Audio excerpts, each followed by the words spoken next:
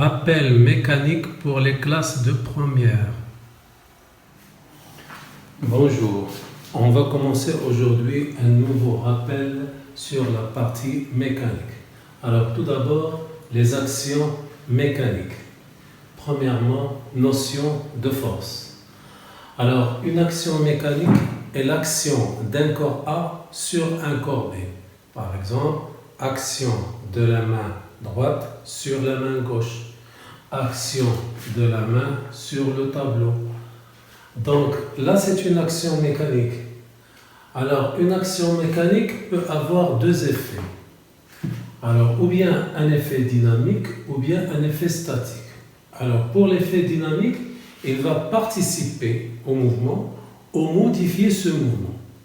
Donc, la force motrice participe au mouvement d'une voiture. Les freins modifient la vitesse de la voiture, modifient le mouvement. Donc, il y a des forces, des actions mécaniques qui participent ou qui modifient le mouvement. Ça, on l'appelle effet dynamique. Alors, l'effet statique, des actions mécaniques qui participent au repos. Par exemple, lorsque je raccroche une masse à un fil, l'action du fil sur la masse accrochée participe au repos du corps raccroché. Donc là, c'est un effet statique. Ou bien, il peut déformer un corps. Lorsque je prends une éponge, je la déforme à la main. Alors, l'action de la main sur l'éponge est une action qui déforme l'objet. Donc, c'est un effet statique. Donc, on a dit qu'il y a deux effets. Un effet dynamique ou bien un effet statique. Alors là, c'est quoi la force? Alors la force, c'est une grandeur physique, vectorielle, associée à l'action mécanique. La force est une grandeur vectorielle que le physicien va représenter pour parler de l'action mécanique. Alors, comme vous savez, une force, puisque c'est un vecteur mathématique, et le vecteur mathématique a trois caractéristiques, et on ajoute une autre caractéristique, c'est le point d'application. Donc, une force, elle a un point d'application, une ligne d'action, un sens et une intensité. Alors, et l'intensité se mesure en newton. Alors, exemple. Alors, pour cet exemple, l'action représentait la force T exercée par le fil sur le corps S à l'échelle 5 newtons qui va être représentée par 1 cm, sachant que cette force a 10 newtons. Donc, le point d'application, c'est le point A. La direction, c'est la direction du fil. Alors, l'action du fil sur le corps S est dirigée vers le haut. Alors, avec l'échelle, je divise 10 par 5, je trouve 2 centimes, donc il faut la représenter par 2 centimes. Alors là, le vecteur T va représenter l'action mécanique du fil sur le corps S. Alors, on va voir des exemples de force. Alors, tout d'abord, le poids. Le poids, c'est quoi? Le poids, c'est l'action de la Terre, tout le globe terrestre, sur un corps S, n'importe quel corps, par exemple ce corps, celui-là, il est placé dans le champ de pesanteur terrestre, et l'action de la Terre sur ce corps s'appelle le poids. Alors si je lâche bien sûr le corps, il va tomber sous l'effet du poids. Donc le poids est l'action de la Terre sur un corps S de masse petit m placé dans son champ de pesanteur G. Alors on va écrire vectoriellement le vecteur poids égale à la masse fois le vecteur gravitation terrestre. Alors le poids, il a toujours, comme toute force, 4 caractéristiques. Son point d'application, c'est le centre de gravité du corps. Sa direction est toujours verticale, son sens c'est vers le bas, et son intensité est P égale à mg. M doit être en kilogrammes, G newton par kilogramme, et le poids bien sûr en newton. Alors l'intensité de la pesanteur, G, va dépendre de l'altitude et de la latitude. il va dépendre de la hauteur par rapport au sol, c'est l'altitude. Plus on s'éloigne de la Terre, plus le champ de pesanteur diminue parce que la traction terrestre va diminuer. Et en se déplaçant de l'équateur vers l'un des pôles, G diminue aussi parce que la Terre a une forme sphérique. Alors voyons un autre exemple de force, cette fois la tension d'un ressort. Alors comme vous savez, si j'ai ici un ressort vide et auquel je raccroche une masse, alors le ressort au départ il a une longueur L0 et lorsque je lui raccroche le corps S, il s'allonge de delta L, sa longueur devient L. Alors delta L c'est l'allongement. L'allongement du ressort c'est sa longueur finale moins sa longueur initiale. Alors parfois un ressort peut être comprimé et sa longueur finale est plus petite que sa longueur initiale. Cette fois l'allongement devient négatif. Mais l'allongement peut être positif si le ressort est allongé, peut être négatif si le ressort est allongé. Alors la tension du ressort, c'est-à-dire l'action du ressort sur le corps. La tension du ressort est égale à une constante K, qu'on appelle constante de raideur du ressort, fois la valeur absolue de delta L, parce que l'intensité doit être toujours positive. Alors donc la tension en newton, la constante de raideur en newton par mètre, et l'allongement, il est en mètres. Alors ceci est valable pour un ressort aspire non jointif. Voyons un autre exemple de force, la réaction d'un plan. Alors si je suppose là j'ai un corps S qui est posé sur un plan rugueux et je vais le lancer en mouvement. Alors supposons qu'il se déplace de gauche vers la droite. Alors la réaction R du plan sur le corps S, l'action du plan sur le corps. Il a deux composantes, une réaction normale pour soutenir le corps et une force de frottement qui s'oppose au mouvement. Alors toujours la force de frottement est dans le sens contraire du mouvement. On peut appeler aussi cette force de frottement comme réaction tangentielle ou force de frottement. Alors la somme de Rn et de la force de frottement, ça nous donne R qui est la réaction, c'est-à-dire l'action du plan rugueux sur le corps S. Alors parfois s'il n'y a pas de frottement, la réaction devient égale à la réaction normale et dans ce cas, elle sera perpendiculaire au plan. S'il n'y a pas de frottement. Mais s'il y a des frottements, la réaction toujours s'incline d'un angle phi par rapport à la normale dans le sens contraire du mouvement. Alors cet angle phi s'appelle angle de frottement. Donc R c'est la réaction du plan, Rn la réaction normale, F la force de frottement aux réactions tangentielles et phi angle de frottement. Alors en vecteur, la réaction est égale à la somme de la réaction normale et de la force de frottement, mais si j'enlève les vecteurs, c'est-à-dire je parle en termes de norme, alors la norme de R c'est la racine carrée de Rn au carré plus F au carré. Alors on parle aussi de coefficient de frottement. Le coefficient de frottement c'est la tangente de l'angle phi.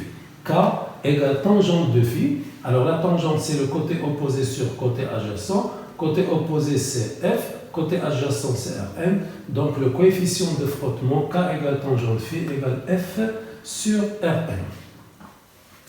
Alors il y a aussi une autre force, la force pressante. Alors lorsque je mets un corps sur un plan, alors le corps va exercer ce qu'on appelle une force pressante par sa surface pressante.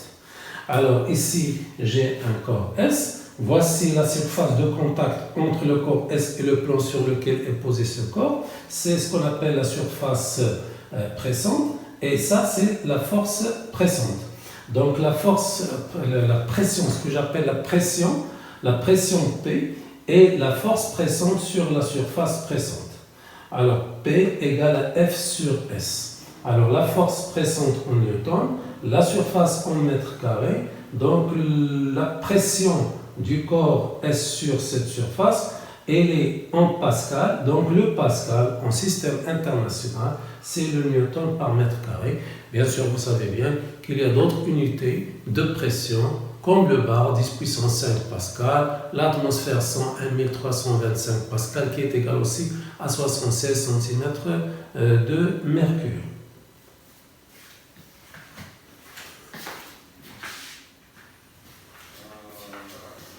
Petit e, poussée d'Archimède. Alors, lorsqu'un corps est placé totalement ou partiellement dans un fluide, qu'elle soit un liquide ou un gaz, alors ce fluide va exercer sur ce corps une force verticale dirigée vers le haut, appelée poussée d'Archimède. Alors, par exemple, là, j'ai un corps S qui est placé partiellement dans un liquide. Alors ici, le fluide est un liquide de masse volumique ρ du fluide. Alors je m'intéresse seulement au volume immergé, c'est-à-dire le volume qui se trouve à l'intérieur du fluide. Ce volume, le volume immergé, je le note VI. Alors le centre géométrique de cette partie immergée du corps est le point d'application de la poussée d'Archimède. Sa direction est toujours verticale et son sens est vers le haut. Et son intensité, c'est la masse volumique du fluide fois le volume immergé fois l'intensité du champ de pesanteur terrestre, ρVg. Alors, grand E, équilibre d'un corps soumis à l'action de plusieurs forces. Alors, vous savez bien que lorsque un corps est en équilibre, alors on peut appliquer deux conditions d'équilibre. Alors, on va voir la première condition d'équilibre. Petit a énoncé. Lorsqu'un corps soumis à plusieurs forces est en équilibre, alors la somme vectorielle, je dis bien la somme vectorielle, pas la somme des normes, la somme des vecteurs. La somme vectorielle de toutes les forces appliquées à ce corps est nulle. Alors, depuis i égale 1 jusqu'à n, la somme des fi égale au vecteur nul. N, c'est le nombre de forces qui sont exercées sur ce corps. Alors, pour un corps solide, la somme des forces intérieures est nulle. Donc, la relation peut s'écrire somme des forces extérieures pour un corps solide. La somme des forces extérieures est nulle. Et en général, on utilise les corps solides. Alors, c'est une condition qui est nécessaire, mais elle n'est pas suffisante. C'est-à-dire que lorsqu'un corps est en équilibre, on sait bien que expérimentalement il est en équilibre, alors là, je peux appliquer la somme vectorielle des forces est nulle. Mais si la somme vectorielle des forces est nulle, ça ne veut pas dire que le corps est obligatoirement en équilibre. Alors, petit b, utilisation de la première condition d'équilibre. Alors, pour utiliser la première condition d'équilibre, on peut l'utiliser de deux méthodes.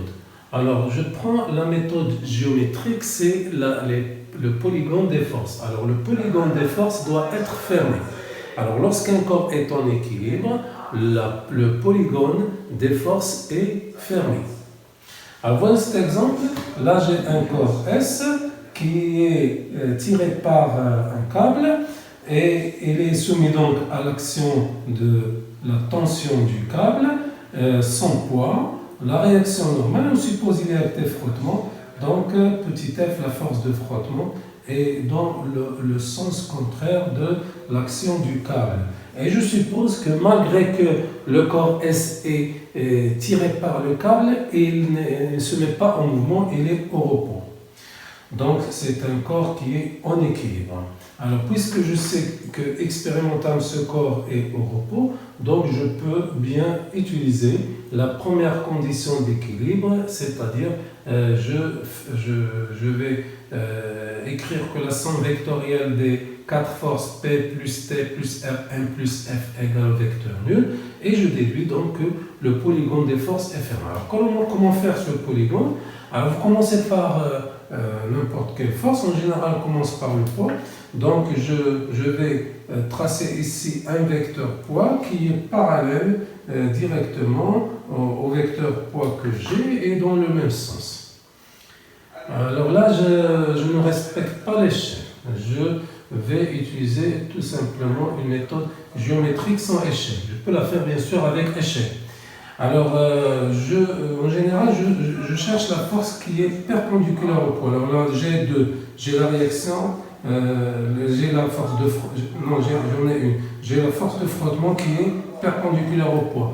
Donc, je vais, à partir de l'extrémité du poids, je vais tracer une force F, un vecteur F qui est aussi parallèle au vecteur qui représente la force de frottement et de même sens. Alors, depuis l'extrémité de la force de frottement, je vais tracer la réaction normale. Donc, je trace le vecteur réaction normale, même direction et dans le même sens. Et je termine, je ferme le polygone. Donc, je commence par le poids, la force de frottement, la réaction. À l'extrémité de la réaction, donc je trace T, le vecteur T. Alors là, si j'ai l'angle alpha avec l'horizontale et le fil, alors je peux le placer ici. Voici l'angle alpha. Là, j'ai un triangle rectangle ici. Alors là, je peux exploiter ce polygone fermé par une méthode géométrique, c'est-à-dire par le sinus, le cosinus et la tangente.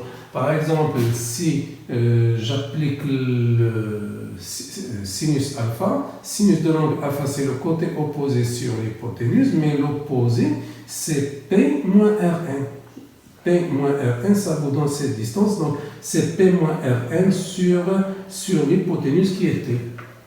Donc P c'est Mg, Mg moins R1 sur T. Je peux utiliser le cosinus. Cosinus alpha, c'est le côté adjacent, c'est-à-dire F sur T. F sur T. Je peux utiliser la tangente, côté opposé sur côté adjacent, c'est-à-dire Mg moins Rn, ce côté, sur F. Mg moins Rn sur F. Alors, il y a une autre méthode, c'est la méthode la plus utilisée et il est utilisé surtout dans les cas un peu délicats. Alors, si vous avez un cas simple, vous pouvez utiliser directement le polygone des forces. Alors là, la méthode, c'est la méthode des projections. Alors là, je vais choisir un repère orthonormé, par exemple ici deux axes, OX, OY, et dans ce repère, je vais faire la projection de la somme vectorielle des forces. Alors si je projette sur X, je trouve la somme des projections Fx égale à 0. Si je projette sur Y, la somme des Fy égale à 0, et ceci dans un repère OX, OY. Alors je vais prendre donc l'exemple précédent. Alors pour la projection des quatre forces, j'ai quatre forces, donc je vais écrire au départ Px plus Fx plus Rmx plus Tx égale à 0, toujours plus plus. Alors là je regarde le schéma. La projection du poids sur l'axe des x, puisque le poids est perpendiculaire à l'axe OX, alors sa projection est nulle. La projection de la force de frottement F sur l'axe OX, vous voyez bien que la force F est parallèle à l'axe, dans sa projection c'est F, mais elle est dans le sens contraire, donc j'ajoute un signe moins, donc c'est moins F. La projection de Rn, elle est aussi perpendiculaire à l'axe, donc sa projection est nulle. La projection de T, alors là, j'ai un angle alpha, la projection c'est le côté adjacent, pas le côté opposé, parce que je projette sur l'axe OX, donc sa projection, ça va me donner le cosinus, donc c'est T cos alpha. T cos alpha, c'est plus, pourquoi? Parce que lorsque je projette dans le sens positif. Alors de cette relation, je peux déduire F, par exemple, égale à T cos alpha. Alors je fais de même pour l'axe OY, PY plus FY, toujours des plus RNY, plus TY égale à 0. Je remarque que la projection du poids sur l'axe OY, le poids est parallèle à l'axe OY, mais dans le sens contraire, donc c'est moins Mg. La projection de F est perpendiculaire, donc c'est nul. La projection de Rn, c'est parallèle et dans le même sens, donc c'est Rn. La projection de T, alors si je projette sur l'axe Y, ça va me donner quelque chose de positif, mais c'est un côté opposé, donc c'est le sinus, donc c'est T sin alpha. Et de cette relation, je peux déduire par exemple T sin alpha est égal à Mg moins Rn. Alors vous voyez bien que j'arrive bien sûr au même résultat, soit en utilisant la méthode géométrique ou la méthode analytique. C'est toujours les mêmes résultats. Alors, petit 2, deuxième condition d'équilibre.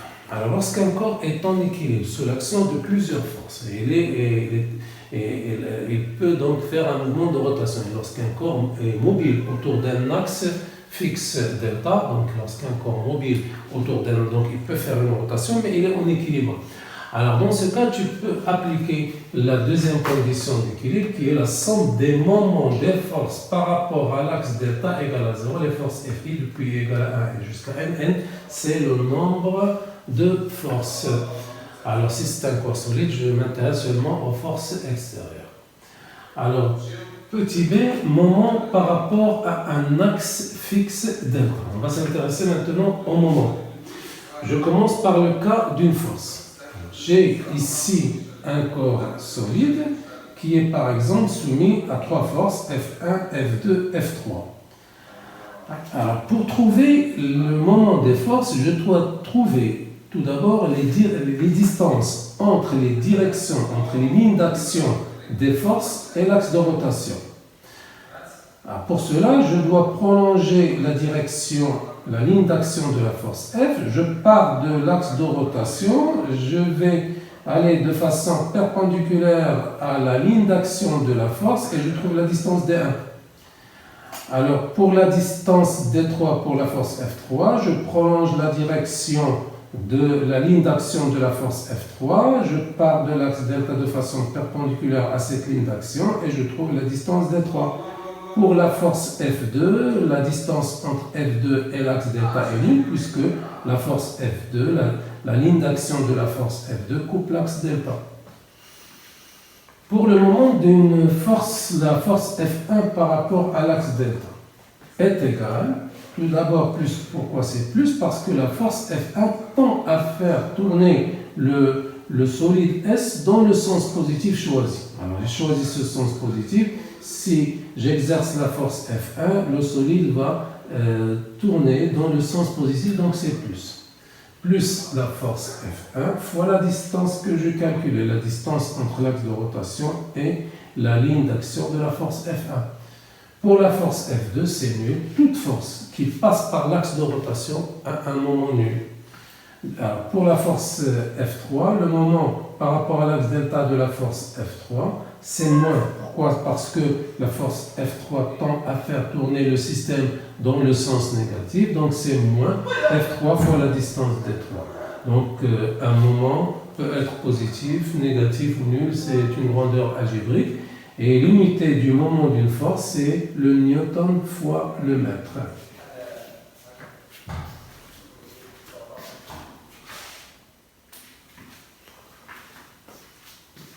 Cas d'un couple de deux forces. Alors, c'est quoi un couple de deux forces? Ce sont deux forces F1 et F2 parallèles entre elles, c'est-à-dire que les lignes d'action sont parallèles mais non confondues. Ils ont la même direction mais pas la même ligne d'action.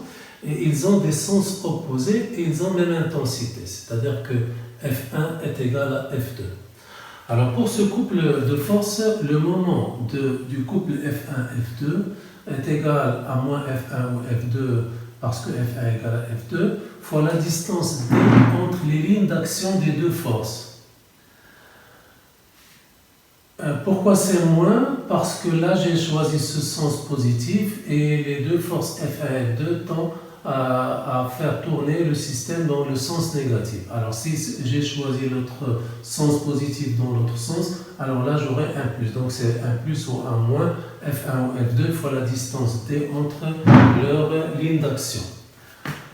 Cas d'un couple de deux forces. Alors c'est quoi un couple un couple de forces, de plusieurs forces, pas de deux forces, un couple de plusieurs forces.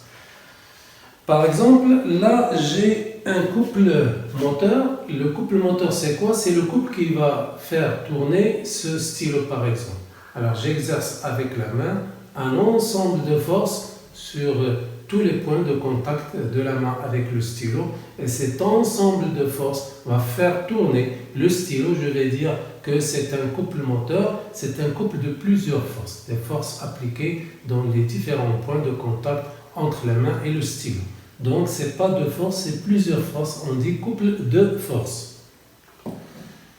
Pour ce couple de forces, là, j'ai le corps S. l'axe de rotation delta.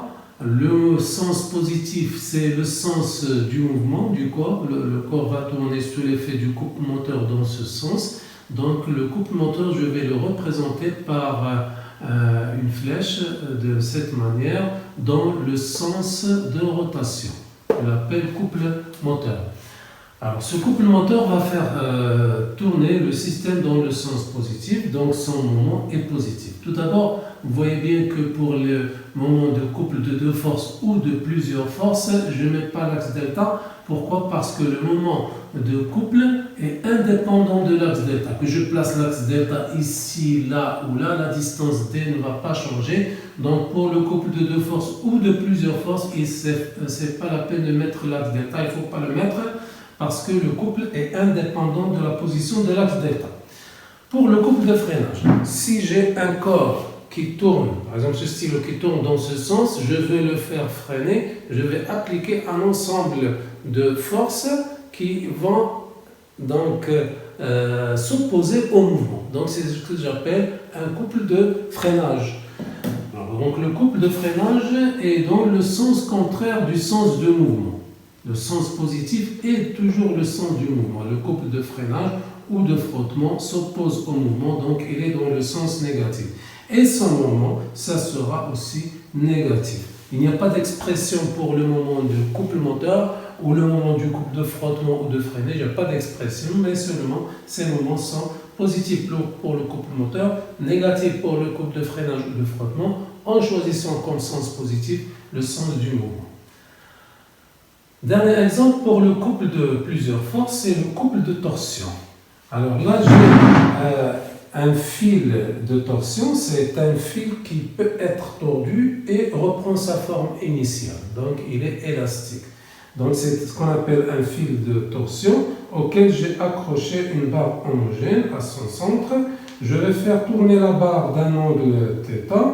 Donc, le fil de torsion va exercer au niveau du contact du fil avec la barre, il va exercer un ensemble de forces, donc un couple de plusieurs forces de moment, ce que j'appelle couple de torsion. Et le moment de ce couple de torsion, la formule, c'est moins C fois θ, en choisissant le sens positif, le sens de rotation initiale. Donc le moment du couple de torsion s'oppose tout, c'est un couple de rappel, c'est moins C fois θ. C, c'est ce que j'appelle la constante de torsion, il dépend du fil, et θ, l'angle de rotation. Alors il faut prendre l'angle de rotation en radian, le moment en newton fois mètre, donc le couple de torsion, ça sera newton fois mètre divisé par radian, c'est-à-dire radian moins 1. Pour ce qui concerne la constante de torsion, la constante de torsion, là j'ai agrandi un peu le fil a un diamètre D, bien sûr le diamètre est très petit, et il a une longueur L. La constante de torsion, c'est une constante mu fois D à la puissance 4 sur L. Mu, c'est une constante qui dépend de la nature du fil, ce qu'il est fait en fer, en cuivre, en aluminium, etc. Donc mu dépend de la nature du fil. D, c'est le diamètre de la section du fil, et L, c'est la longueur du fil. Ainsi, si je divise un fil de torsion par 2, la constante de torsion va se multiplier par 3. Voyons un exemple. Alors, pour cet exemple que je vais traiter, là, j'ai une barre homogène de longueur L. J'ai placé deux petites poulies pour accrocher une masse M1, donc ici, un fil passe par la gorge de la première poulie et à l'autre extrémité, il y a une masse M1. Pour le deuxième fil, il est incliné d'un angle alpha par rapport à l'horizontale et passe par la gorge d'une deuxième petite poulie et porte une masse M2. De même, l'axe de rotation n'est pas le centre de gravité. L'axe de rotation est situé à une distance L sur 4 de cette extrémité T.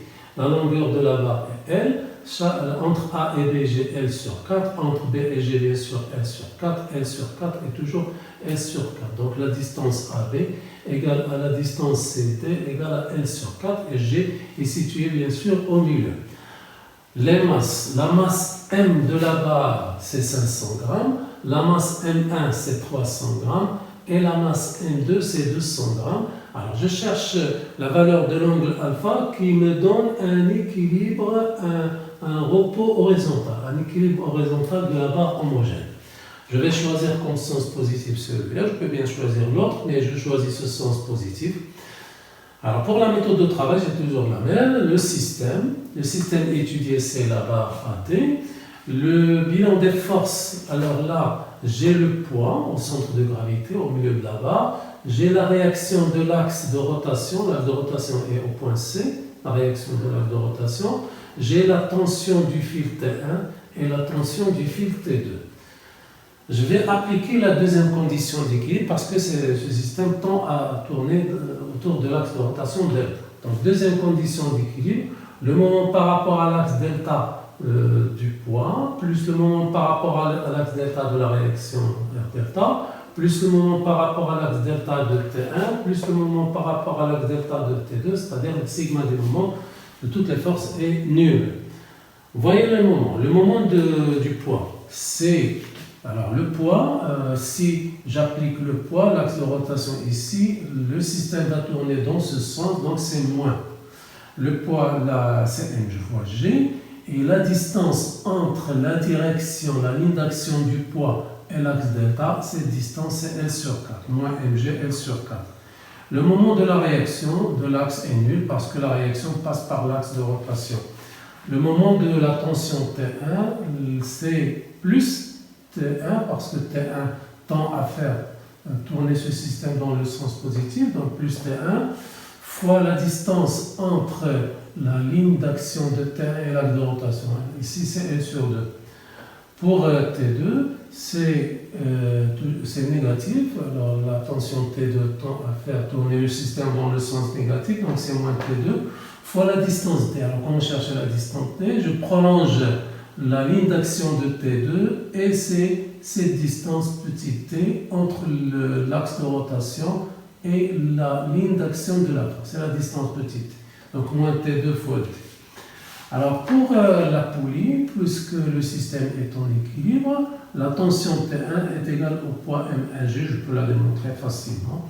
De même pour la poulie T2, la tension T2 c'est M2 fois G. Alors, en ce qui concerne la distance t, j'applique sinus alpha, c'est égal à d sur cette distance. Mais cette distance, c'est L sur 4. Donc, d, c'est L sur 4 fois sinus de l'angle alpha. Là, j'ai deux angles opposés par le sommet. Donc, d égale à L sur 4 sinus alpha. Je remplace. Donc, moins mg L sur 4 plus m1g pour T1 fois L sur 2. Moins m2g pour T2 fois L sur 4 sinus alpha, le tout est égal à, bien sûr, 0. Alors, je vais simplifier, je vais multiplier le tout par 4 et je vais simplifier par g et L. Donc ici, je multiplie par 4, ça me donne moins m. Je multiplie ici par 4, ça me donne 2. M1 parce que je simplifie par G et L. Je multiplie par 4 donc ça sera M2 sinus alpha moins M2 sinus alpha. Alors de cette relation je peux dire que sinus alpha égale 2M1 moins M sur M2. Je fais l'application numérique, 2 fois 300 ça fait 600. Je ne convertis pas parce que là j'ai le gramme donc c'est identique. Ça va se simplifier, donc 2 fois 300 ça fait 600, moins 500 sur 200, 600 moins 500 c'est 100 sur 200, c'est 1 sur 2, c'est 0,5. Donc chiffre sinus alpha, ça va faire 30 degrés. Alors si je prends ces valeurs avec un angle de 30 degrés, j'aurai bien sûr un équilibre horizontal de la barre horizontale.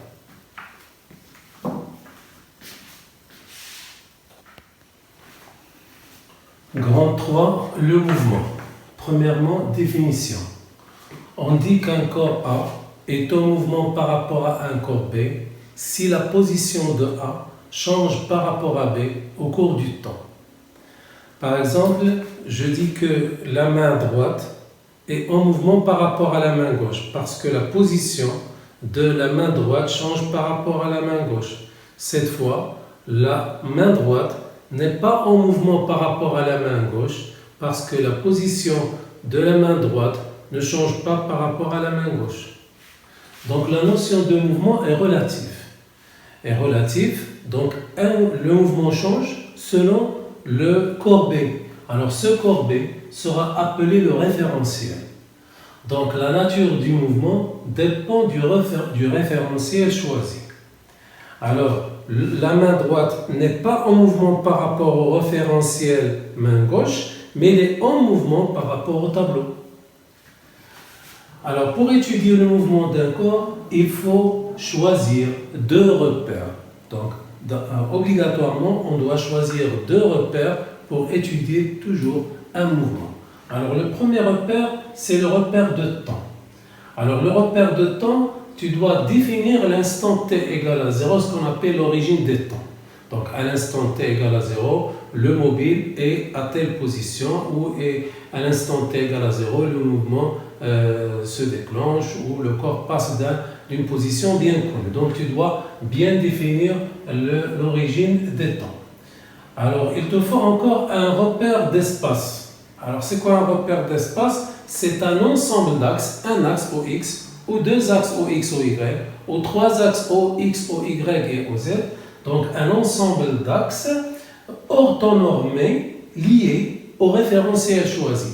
Si je choisis comme référentiel le tableau, je dois lier les repères au tableau. Par exemple, si le mouvement est plan, je dois choisir ici deux axes, un axe au x et un axe au y liés au tableau pour faire l'étude. Donc le référentiel, le repère doit être lié au référentiel qu'on va choisir pour définir le mouvement. Si c'est un mouvement rectiligne, il suffit de choisir un repère au x. Si c'est un mouvement qui se fait sur un plan, il faut choisir deux axes, au x et au y. Le repère est formé de deux axes. Si le mouvement se fait dans l'espace, alors là, il faut choisir un repère formé de trois axes orthonormés, c'est-à-dire orthogonales, perpendiculaires les axes les uns aux autres, énormés, leur vecteur unitaire est égal à 1. Alors deuxièmement, repère d'un point dans l'espace. Alors là, c'est un mobile qui se déplace selon cette trajectoire et il arrive en cette position à un instant donné au point M. Je veux repérer, c'est-à-dire trouver exactement la position du point M. Alors pour cela, je dois choisir un repère orthonormé OX, OY et OZ, formé de trois axes orthogonales énormés, c'est-à-dire que les vecteurs unitaires I, J et K ont leur module égal à 1. Alors dans ce repère orthonormé OX, Y, Z, le point M a trois coordonnées. Alors donc je prends le point M dans l'espace, je le projette dans le plan formé des deux axes OX et OY. Alors je trouve le point M'. Le point M', c'est la projection du point M dans le repère OIJ, dans le plan OIJ. Alors du point M', je vais tracer la parallèle à l'axe OY. Et là, je trouve X. Puis je trace la parallèle à l'axe OX. Je trouve Y. Alors, je trace ce trait reliant entre O et M' et je pars du point M pour tracer la parallèle à OM'. Et je trouve la cote Z.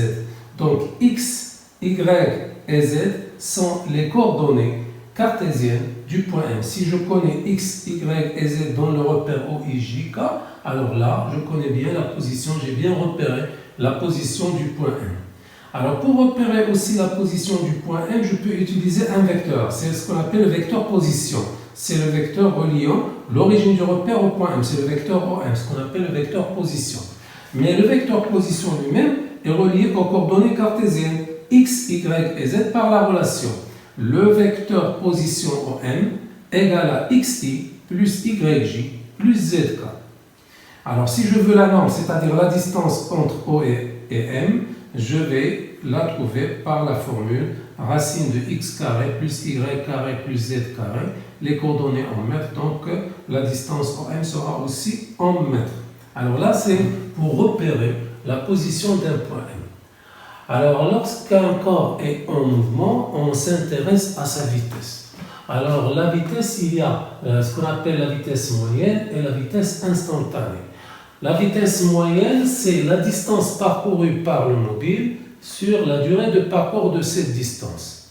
Je parcours la distance entre Fès et Meknès, par exemple, disons 60 km en 1 heure. Donc, ma vitesse moyenne, c'est 60 km par heure. Je peux la convertir, bien sûr, en mètres par seconde. Alors, dans le système international, la distance parcourue en mètres, le temps en secondes, donc la vitesse moyenne en mètres par seconde. Alors, on s'intéresse plutôt à la vitesse instantanée. C'est la vitesse que nous donnent les compteurs de voitures, par exemple. Alors, la vitesse instantanée, c'est la vitesse à chaque instant du mouvement. Alors, pour calculer la vitesse instantanée, il faut calculer une petite distance parcourue et la durée de parcours de cette petite distance. Alors, petit delta D, c'est la distance élémentaire, une toute petite distance sur la trajectoire, sur la durée de parcours de cette petite distance. Donc, une distance élémentaire sur une durée élémentaire, ça nous donne la vitesse moyenne. Pour trouver la vitesse instantanée, on va utiliser plutôt la méthode d'encadrement. On va encadrer le point M par un point avant et un point après. Mais cela lorsqu'on possède l'enregistrement du mouvement.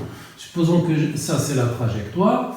Elle a différents points d'enregistrement du mobile au cours du temps. Entre deux points successifs, il y a toujours une durée que j'appelle taux.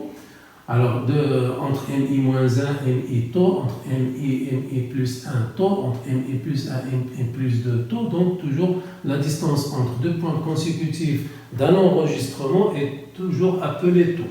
Alors, la vitesse instantanée par la méthode d'encadrement, c'est la distance MI-1, MI plus 1, c'est-à-dire un point avant, un point après, sur deux taux. Alors, tu peux calculer la distance sur la trajectoire, c'est-à-dire l'arc. Mais vu que les points sont en général des points rapprochés, l'arc, c'est égal à la distance directe MI-1, MI plus 1 sur deux taux. Alors, pour les caractéristiques de la vitesse, bien sûr, la vitesse, on va la mettre au point MI, le vecteur vitesse.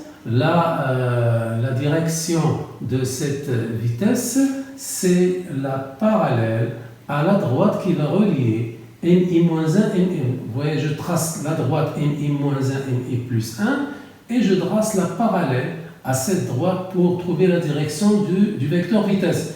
Le sens du vecteur vitesse, c'est le sens du mouvement et la norme, je la calcule par cette méthode, elle est en mètres par seconde. Petit 4, le mouvement rectiligne uniforme. Alors, c'est quoi un mouvement rectiligne uniforme? C'est un mouvement de trajectoire rectiligne et de vitesse constante. Par exemple, je prends l'autoroute, une trajectoire bien rectiligne à la vitesse de 120 km par heure. Là, j'effectue un mouvement rectiligne uniforme. Donc, la trajectoire est bien rectiligne et la vitesse, elle est constante. On s'intéresse pour ce mouvement rectiligne uniforme à ce qu'on appelle l'équation horaire. C'est quoi l'équation horaire? C'est une équation qui va relier l'abscisse du point mobile M avec l'instant petit t, x en fonction du temps, ce qu'on appelle l'équation horaire. Alors, en général, pour un mouvement rectiligne uniforme, puisque la trajectoire est rectiligne, je vais prendre un seul repère au x. Alors, le point M à l'instant t égale à 0 avec l'abscisse x0, à l'instant t égale à l'abscisse x. Donc, l'équation horaire s'écrit sous cette forme. X égale Vx, V indice x, fois t plus x0. Vx, c'est la valeur algébrique de la vitesse. Ce n'est pas la norme, c'est la valeur algébrique. Alors, elle est positive si le mouvement se fait dans le sens de i, dans le sens positif. Vx est négatif si le mouvement se fait dans le sens contraire du sens positif choisi, dans le sens contraire de i. Alors Vx, ça dépend du sens du mouvement par rapport au sens du repère choisi. Si le sens du repère, c'est-à-dire le sens du vecteur unitaire i, est le sens du mouvement, Vx positif, sinon il est négatif. x0, c'est l'abscisse du mobile à l'instant t égale à 0. Alors, pour voir un exemple pour trouver l'équation horaire, là j'ai l'enregistrement d'un mouvement rectiligne uniforme.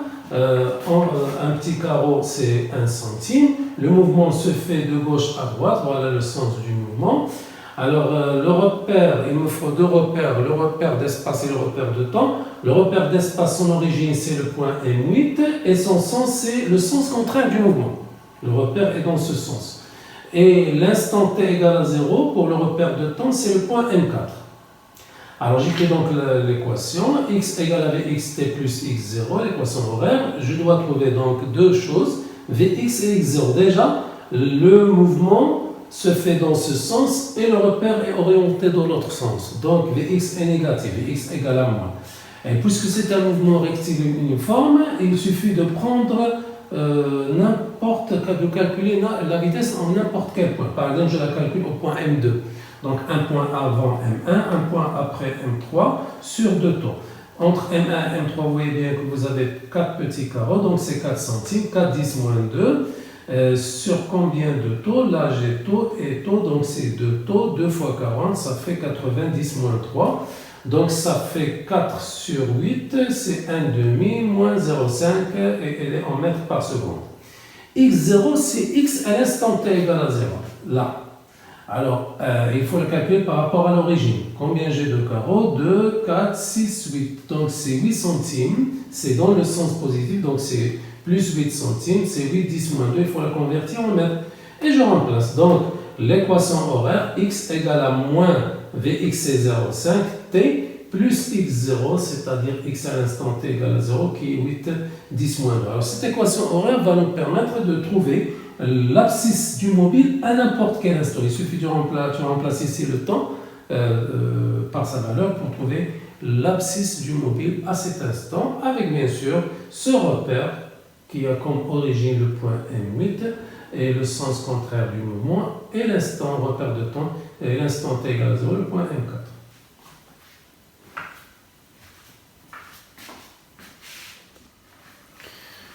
Petit 5, le principe d'inertie. Petit a énoncé. Dans un repère galiléen, si un corps est isolé ou pseudo-isolé, alors son centre d'inertie est soit au repos, soit en mouvement rectiligne uniforme. Alors ceci se traduit par cette relation. Un corps est isolé, c'est-à-dire il n'est soumis à aucune force. Donc la somme des forces extérieures est nulle. Pseudo-isolé mécaniquement, ça veut dire qu'il est soumis à un ensemble de forces, mais la somme des forces extérieures est aussi nulle. Donc il y a des forces, mais leur somme elle est nulle. Donc soit qu'il soit isolé ou pseudo-isolé, somme des forces extérieures est nulle.